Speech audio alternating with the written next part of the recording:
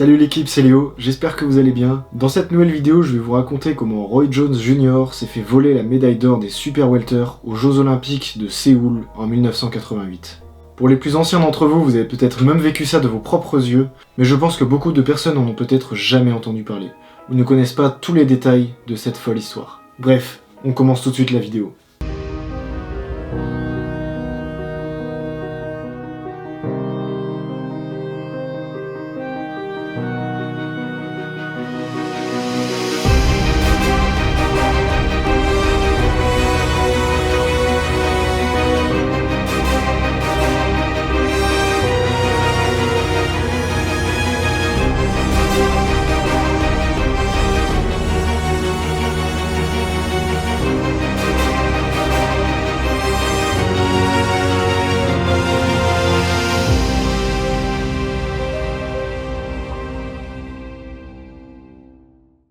Séoul, Jeux Olympiques de 1988.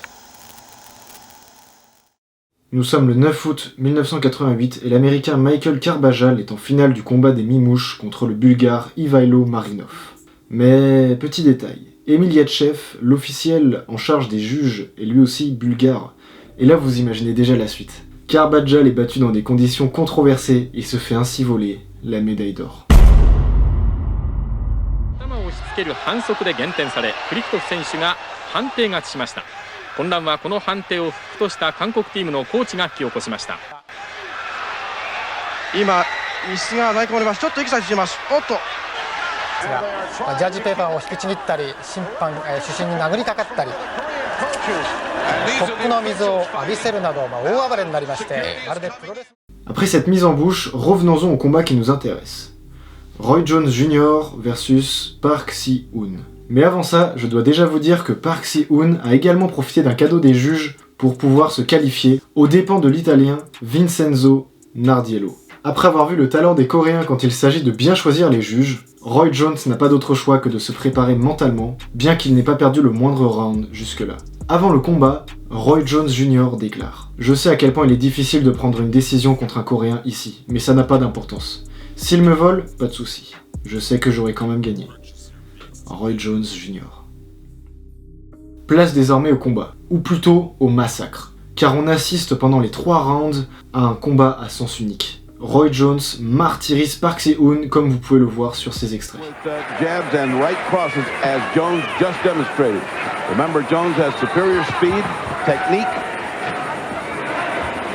Kennedy McKinney, along with heavyweight Ray Mercer, winning gold medals. Michael Carvajal losing on a decision, and Roy Jones has opened up in strong fashion against Park Si-hoon.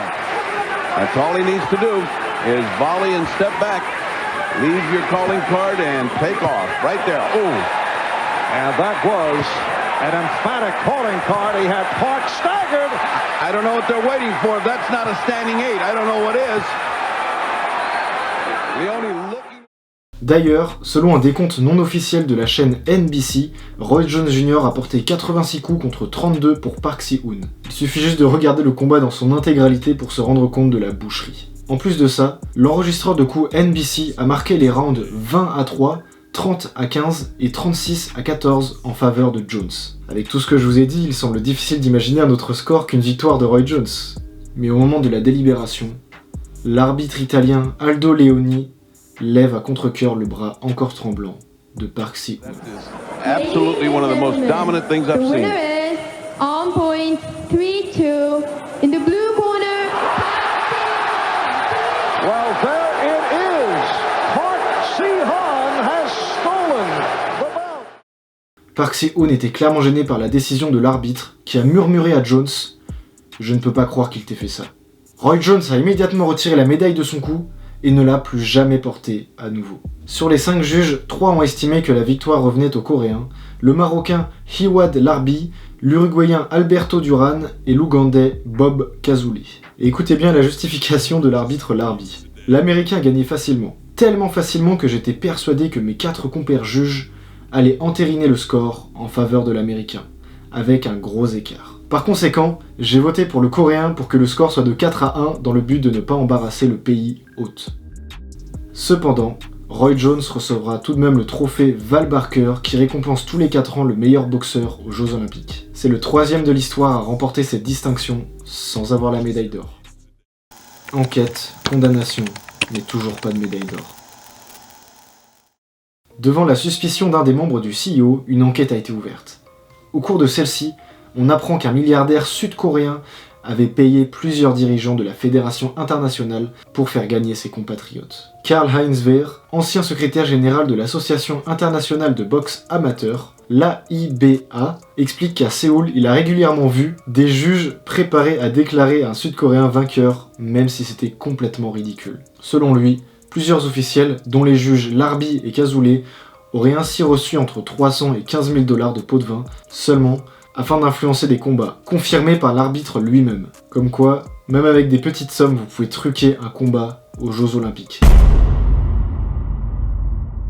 L'AIBA prend ainsi la décision de suspendre une quinzaine de juges, mais refuse de changer le verdict du combat, prétextant que les Américains et son entraîneur Kevin Adams auraient dû porter réclamation dans les 30 minutes après la finale. Ce qui est juste complètement ridicule comme explication. Ils obtiendront la même réponse de la part du CEO en 1997, qui estima que les preuves sont insuffisantes pour établir l'existence d'une corruption. Cet incident influera cependant sur les organisateurs afin d'établir un nouveau système de notation pour la boxe olympique. Depuis ce vol, Roy Jones Jr. s'est promis de gagner tous ses prochains combats par KO, pour qu'il n'y ait plus aucun doute possible quant à la décision du vainqueur. Wish death upon me, blood in my eye, dog, and I can't see. I'm tryna be what I'm destined to be, and niggas tryna take my life away. I put a hole in a nigga for fucking with me. My back on the wall, now you gon' see. Better watch how you talk when you talk about me. Roy Jones Jr. décrochera sa première ceinture mondiale en 1993 en s'imposant pour le titre IBF des poids moyens. Mais on peut se demander si la boxe peut encore tenir longtemps aux Jeux Olympiques. Car c'est une discipline qui ne cesse de faire débat à chaque Olympiade, et les affaires se suivent et se ressemblent. J'espère vraiment que cette nouvelle histoire de boxeur vous aura plu.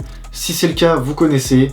On n'hésite pas à s'abonner, à commenter et liker la vidéo. Vous retrouverez toutes les sources dans la description.